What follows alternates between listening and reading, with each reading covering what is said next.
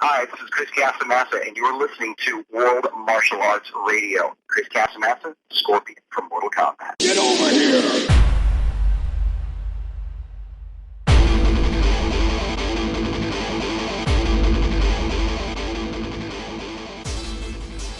Attention business owners. Reach over 100,000 martial artists a month by advertising with World Martial Arts Media.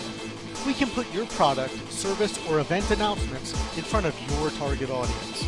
Advertise with World Martial Arts Magazine, World Martial Arts Radio, World Martial Arts TV, or all three media sources for the biggest bang for your advertising buck.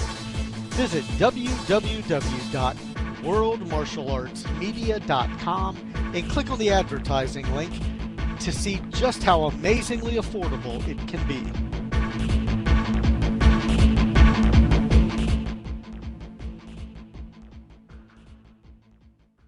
Welcome back to another episode of World Martial Arts Radio. As always, I am your host, Alex the Maverick Collazo. Once again, I'm nerding out, and I promise this will be the last episode like this one for a while. I actually invited Chris Casamassa, the guy who played Scorpion in the movies, and I don't know how many of you actually saw Mortal Kombat, which I'm pretty sure everybody's seen that movie by now. The first Mortal Kombat that came out in the 90s with Cary Tagawa, Robin Show, and of course Chris Casamassa, who played Scorpion in the movie.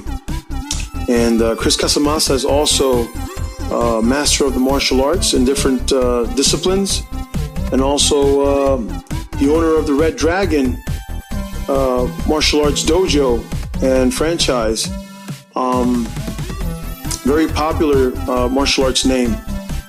And I've met a couple of Red Dragon guys in my life, really good martial artists. And, you know, my stepbrother himself went to one of the Red Dragon schools, and I got a trophy there at one point.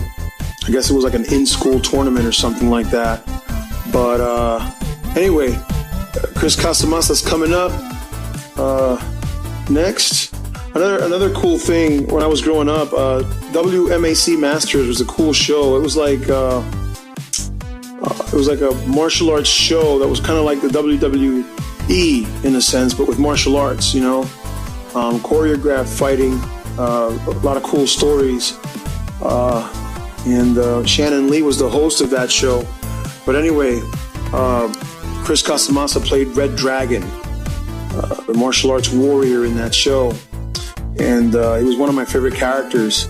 So he was also Batman at one point, but I'll let him tell you guys that story during the interview. But anyway, here we go. Coming up next, Chris Casamassa, Mortal Kombat legend. And I hope you guys enjoy. Once again, I dedicate this episode to all of you video game fans and Mortal Kombat film fans. If you're listening to this, Cliff Tudor, Christian Collazo, my brother, and all you other guys that are into Mortal Kombat, this episode's for you. And even the martial artists who are just interested in Chris Casamassa's martial arts career, which is a very, very good one. So remember that. You are now listening to World Martial Arts Radio. Welcome. It is Chris Casamassa. Hey, how are you doing? I'm good. I apologize for missing that call there. I don't know why I didn't hear the phone, but... Oh, it's okay. yeah, I'm ready now if you're ready. I am ready. All right. We only had like 30 minutes in here, and I was about to leave soon, so that's great. Good timing. So, anyway, it's a privilege, man, to be talking to you, man. Well, thank you very much. Yeah, just to get this out of the way, first of all, I'm a little nervous talking to you because I grew up, watching you in the Mortal Kombat films. Uh-huh. And so, we're going to conduct this interview the best way possible. Just go, just going through it, man. All right? All right. So, you're the son of the martial arts guru, Louis D. Casamassa, right? That is correct. He founded the Red Dragon? Yes. Well, our company started in 1965, so actually this year is our 50th year in business. Wow. Are you the head now, or? I am. My father's still alive and still alive and kicking our butts, but he has turned over kind of the day-to-day operations of Red Dragon Karate to me. So, yeah, I've kind of taken the reins over from my dad. Oh, that's really cool, man. And how is that going for you? It's going awesome. We've got 14 locations here in Southern California, and they're doing good. That's really cool. You were born in Bethlehem, Pennsylvania, right? Yes, I was. I'm right now. We are in Pennsylvania. I'm from Reading. Oh, Reading is, I believe, one of my father's hometowns. Really? Yeah. Oh, wow. Look at That's that. where we were from before we moved to California. My dad, I think, grew up in Reading and Bethlehem. Wow. Oh, man, I think that's just so cool now, man. You know? You're also an 8th degree black belt, right? Yes, actually, I just got promoted back in May, so now I'm officially a 9th degree. Oh, wow. What other styles have you studied? Besides Red Dragon Karate, Judo, Shorin-ryu, a good friend of mine, Steve Fisher. Wow, that's really cool. What are your belts in those? In Judo, I have a first dan black belt. In Shorin-ryu, I have a third dan black belt. I was talking to my friend the other day about you, and he said that he had read somewhere that you had done a lot of competitions in the early days. I was the number one forms competitor in literally in the world for 4 years in a row. That was a long time ago, from 1989 to 1992. Would you do like forms, weapons, and things like that, or? Yep, forms, weapons, flying. Oh wow, that's so cool. And of course, when did you get into movies? At what point? Well, it kind of happened not quite overnight, but while I was out on the competition circuit, doing movies is something I wanted to do when I was growing up. You know, I was always a big fan of Bruce Lee, like me and a million other people. But, right. you know, I always thought someday it would be kind of cool to do martial arts in the movies. And, I started competing and doing that, and I got to meet some people along the way, traveling around the world. And literally one day in Atlanta, some producers from the TV show had come up to me and a couple other guys that had won the championship that day and asked us if we wanted to be, you know, in a TV show. So it just kind of happened from there, and that TV show ended up being W.M.A.C. Masters. Wow. Yeah, I grew up watching that. I loved that show when I was a teenager, man. Really cool stuff, man. Thank you. And of course, everybody knows you for your role in Mortal Kombat as Scorpion, which I think is one of the best roles ever. And you also filled in for George Clooney as Batman, right? That is correct. And that's my big claim to fame. I mean, the only Batman and Robin movie that sucks. Well, I mean, but at least you were Batman at one point, right? That's right. That's right. So I don't care. The movie didn't necessarily do that well, but it was a great time and a great experience. The cast and crew of the film were awesome, and they were awesome to work with. What was upsetting was we did so many fights in that had never been done before, and for whatever reason, they just cut them out of the film. There was very little, not a whole lot of Batman fighting that was in there, and I think part of it was George Clooney at the time wasn't like a big superstar as far as movies go, but Arnold Schwarzenegger was. They weren't sure that George Clooney could carry the film, so if you go back and never watch that film, you know, you'll see it's more about Arnold Schwarzenegger, Mr. Freeze, and Poison Ivy, and really about Batman. Did you get to make any? Did you get to talk to Arnold Schwarzenegger or make any contact with him at all? Yeah. How was that? I got to meet all of them, talk to all of them. It was great. Wow. Did he like give you any advice on acting or anything like that? No, he didn't give me any advice on that. Okay, cool. Oh, so how was your how was your experience in Mortal Kombat? Well, it was great. I mean, it was really a dream come true. Like a lot of people, I was a fan of the video game. My two favorite characters were Raiden and Scorpion. Wow. So to be able to play in a movie as one of my favorite characters. That is really cool.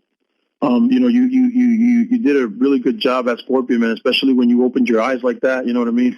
Was that your voice in the movie? It was not my voice in the movie. In the TV show, they used my voice, but in the movie, they didn't because, again, it was the first time they took the video game to the big screen. So the creators of the video game, who are Ed Boon and John Tobias, they actually, whichever guy, I think it was Ed Boon, who voiced the Scorpion character, because he does it in the game.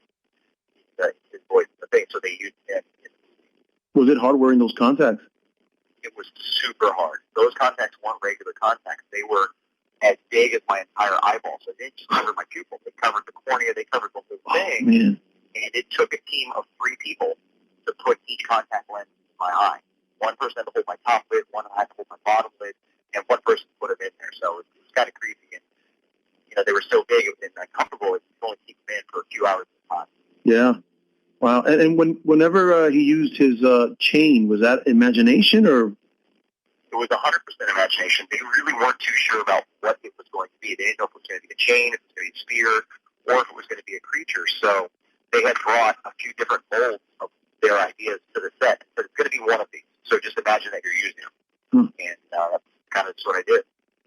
Wow. And the guy that you fought that played Johnny Cage, was he a martial artist naturally, or did you have to teach him anything? Or He was not a martial artist naturally. He was an actor, a very good actor, Lyndon Ashby. And we actually became friends. We worked together, obviously, so long on the film that after filming stopped, I started training him. And he trained with me probably for about 2 years.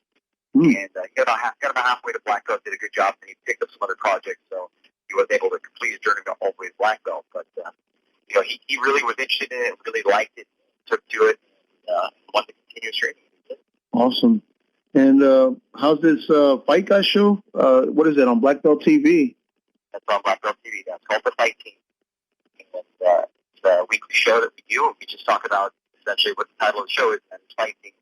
And we take fight teams from movies, TV shows, from the internet, and we showcase them for aspiring filmmakers. Like, we teach people not only movie magic and cinema tricks, but if they're making a fight team, we break it down and say, here's why this fight team works, here's why this one maybe doesn't work, what makes good music versus bad music, good sound effects, good editing.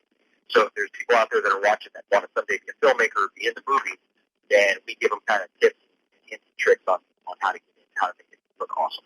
Well, that sounds like a really good show, man. Yeah, it's a lot of fun. We have a good time doing it. I'll check it out, definitely. Any future projects? Anything you're working on? Yeah, actually I have 2 of them. One of them that we're hoping to have released in 2016, it's in pre-production stages right now, a feature film based on the video game Tetris. I don't know if you know what that game is. Yes, of course. Okay. So they're planning on taking the movie Tetris, or the game Tetris, and turning it into a big screen sci-fi action adventure. Essentially, you kind of think of Guardians of the Galaxy. It'll kind of be along those lines. Oh, wow, that's really cool. What's your involvement in it? A lot more fighting and action. What will you be doing in it? Choreography or? No, I'll be in it. I'll be in the film, and if they want my help with choreography, and have right now, I'm one of the featured cast. Oh, wow, that's really awesome. All right, man. Anything you want to add before we close down? Well, it is the 20th anniversary of the Mortal Kombat series. Well, the Mortal Kombat film, actually, this year. It's our 20th anniversary, so they may be trying to do a re-release of the film. I know it's not on Netflix now, so you can check it out there. But it's been a great time, and all of the fans like you are awesome and kind of keep it going and keep it alive. So I just want to say I really appreciate that. Get down here! Indefinitely brought to you by World Martial Arts Radio.